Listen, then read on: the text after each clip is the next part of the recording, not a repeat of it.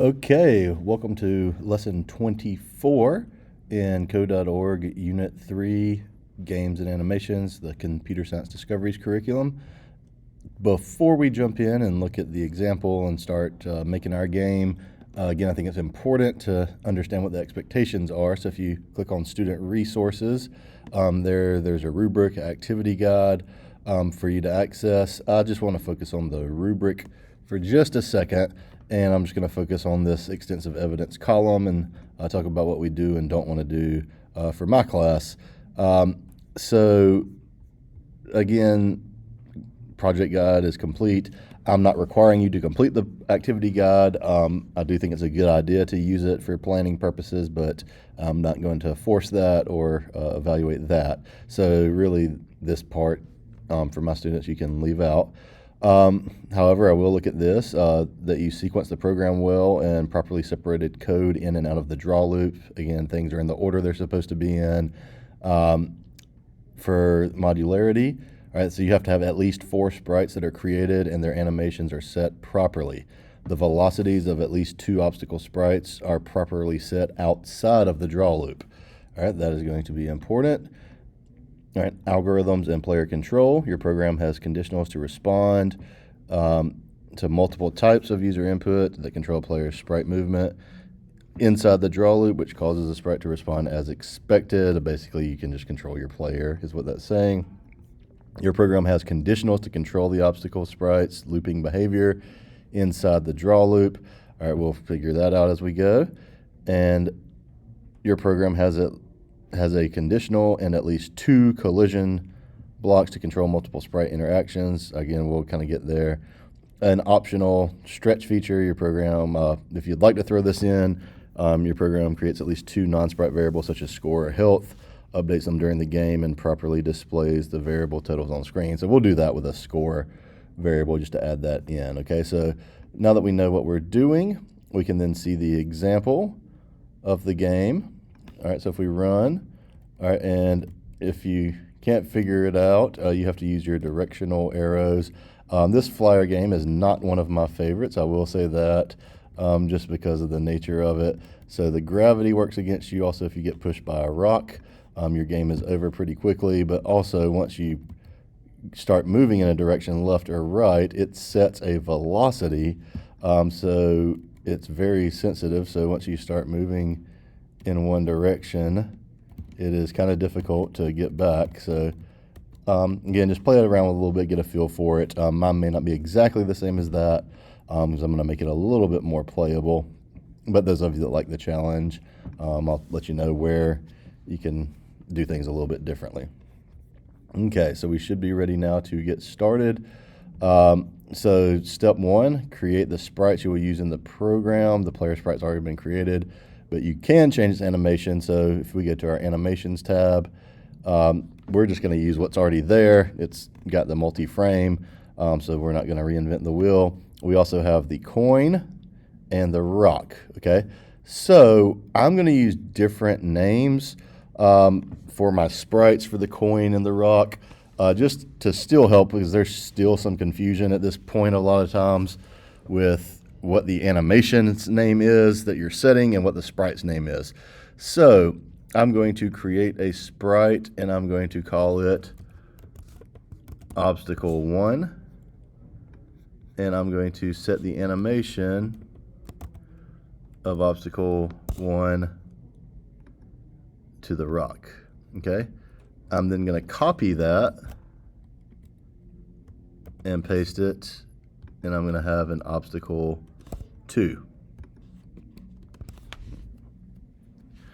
All right, then I'm also going to have a target sprite, and I'm going to set the animation of the target sprite to be the coin.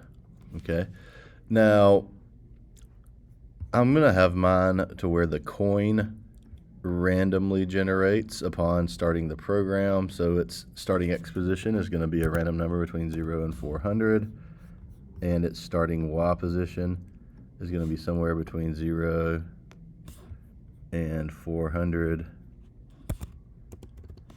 Okay, you can't really see it on the, let me do this so you can see it. Okay, so we've got that stuff created.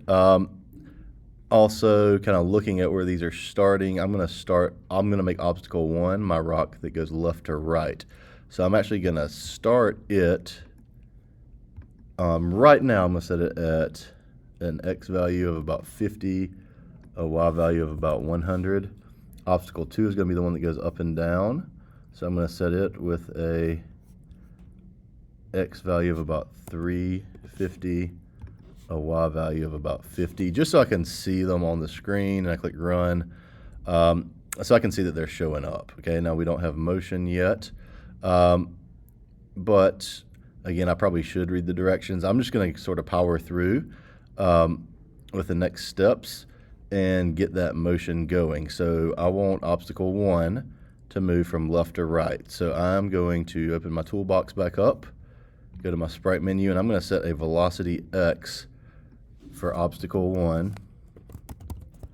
I want it to move from left to right, so it's going to be a positive X velocity. I'm going to set it at about 5. All right. For obstacle 2, I want it to fall from top to bottom, so that's going to be a positive Y velocity for obstacle 2 at a positive 5. And now when I run it, all right, I have them moving. And because I have them moving, I'm going to change their starting position. So obstacle 1, I'm going to change that starting X position to -25, and I'm going to set the starting Y position there to -25.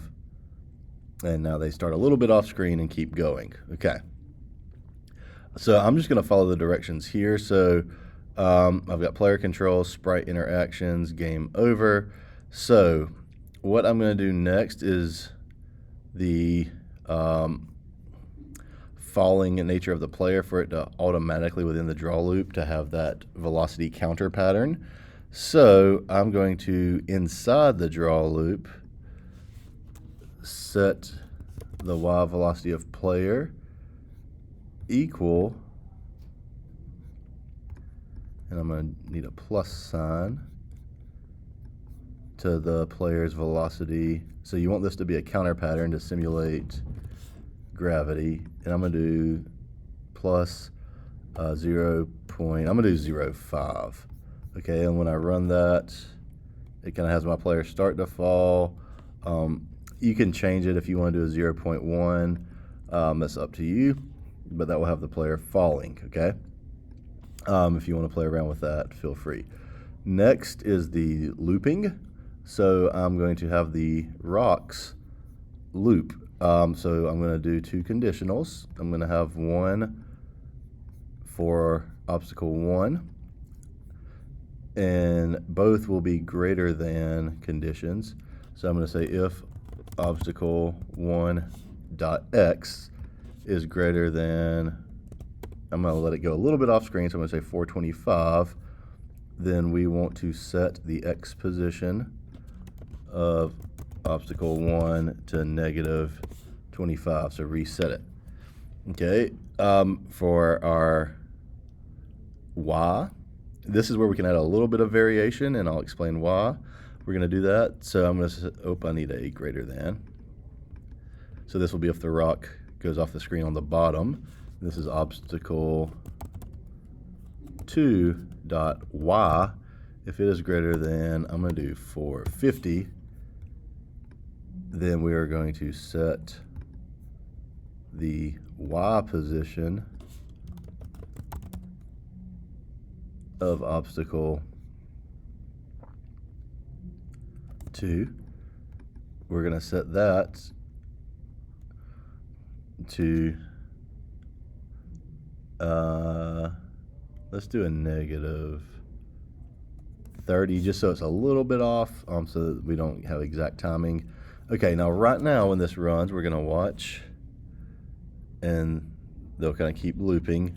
So another element I'm going to add is a random Y position for obstacle 1 and a random X position for obstacle 2, so that when it regenerates, it's coming at you from a different spot. So for obstacle 1, its Y position is going to get a random value I'm going to have go from 25 to 375. And I'm going to do the same with obstacle 2's X. And I'm going to use the same random range, but it is the X property that I'm changing. And what that'll do is allow it to regenerate. Obstacle 1 will regenerate at a random kind of height. Obstacle 2 will regenerate at a random position left and right, so that it's not as predictable. Okay. So we've got our looping, okay? Now we're going to move on to our player controls. Change the Y velocity when the user clicks up. So that's going to be a control. We're going to say if, and we're going to use a key down. So that as long as you're pressing it, it's going to change. All right, we're going to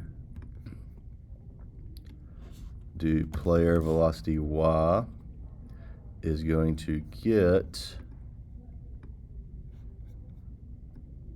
and I did a plus, I should do a minus because as we go up, all right, our Y coordinates goes down. Alrighty, so player velocity Y. So by default, it is falling at that rate of 0.5. So we want to make sure we are more than that. So I'm going to do 0.2. That didn't type in, did it? Let me try a 0.1, which is twice as much. So now let me run it, and now as I'm falling, I can hold the up button down, and it will eventually start to change it. But if I do too much, it's going to go off the screen, so we can play around with those values later. So again, maybe you want to go to some larger numbers, so let's maybe change this one now that we have the control. Let's change this to maybe a 0.3, and let's change this one to let's see if we can get it to a 0.3 to initially offset. So let's run. Okay, so we need more of an offset. This is where, as I said, it's, let me just do a 1.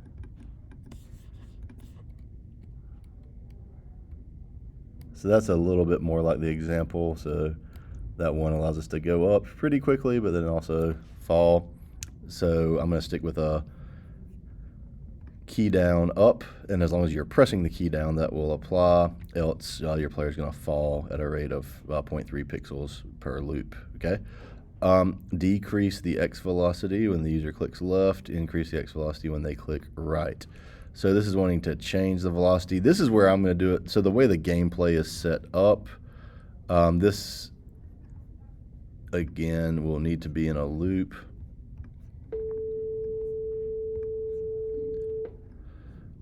All right, and again, this will be a key down because we want it to happen while we're pressing the key. So left is going to be key down left, and right will be key down right. So we are going to deal with velocity X of the player. So that will be player velocity X, player velocity X. Okay, and we can, again, the true gameplay is a counter pattern. I don't really like it, but just to do it as code.org designed, we will. So we're going to have a plus. Oops, and I had that backwards. So we're going to have a plus for the right, a minus for the left. And again, we'll take its previous velocity X. So make sure these are velocity X's, not Y's. It's a very easy mistake to make as you're dragging all these out. And I'm just going to use a 1 and a 1. Okay, we'll test that out. So I can go up, I can go over. Okay, and I've got a little bit of control, but it's a little bit wild, which I think that's how the game's intended. Okay, now I have a sprite. Oop, I'm going to continue. I guess I'm in the next level now. Sorry about that. So all right, let's reset the coin when the player touches it. So I am going to say if, and this is also where I'm going to have a little bit of an interaction test. So I'm going to find the is touching. So I'm going to say if player is touching, all right, and we called the coin target. Then we are going to set the target's X and Y position to some random spots. And so target.x and target.y. Make sure you're doing target.x and .y, not just target. And each one is going to get a random number. And again, I'm going to use, I probably should change my initial one too. I'm going to do about 15 to 385 so that it's not set up completely off screen so we can always get to it.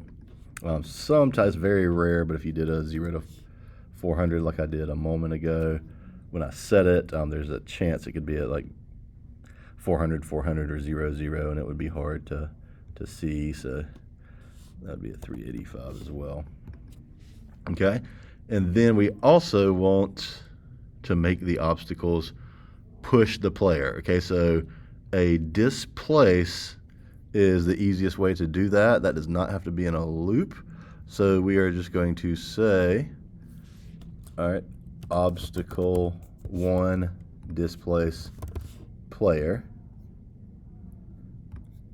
obstacle 2 displace player. And what that'll do is if they touch, then player will get the velocity of obstacle 1 or obstacle 2. So now we can test it out. Okay, I'm getting pushed. All right, so that worked. I touched the coin, it regenerated. Okay, oh no, I got hit by the obstacle. I'm flying around like crazy. So we have draw sprites. So that is pretty much it. The one thing, if we wanted to add, would be a score variable. To do that, we can go to our variables menu, create one called score, set it equal to 0, and just inside our if statement to move that, we would update score. The score would get score plus 1, and then after we draw sprites, we could have a, let's do black and a string, and let's put it at 10, 15. And I'm gonna try concatenation. This has not been working on some levels. I'm not sure why, but we want to show the word score plus the value stored in the variable score. So now I do have a scoreboard, and as you can see, it's very quick, but if I am able to get a coin, my score goes up, so I can now keep score. So that's a little extra there. So at this point, we are pretty much done. We added the extra variable. Obviously, if you would like, you can go in and change some of these velocity settings to make it more sensitive or less sensitive.